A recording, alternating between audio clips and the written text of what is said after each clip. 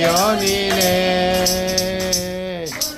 நோடிய ஏசுபரன் மூளை கல்லாகி சீயோனிலே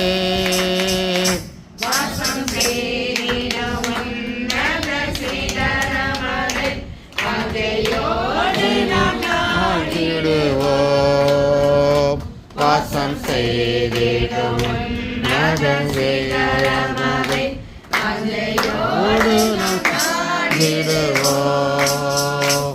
இது மனுஷரின் மத்தியில் தேவாதி தேவனே வாசம் செய்கிறாரே.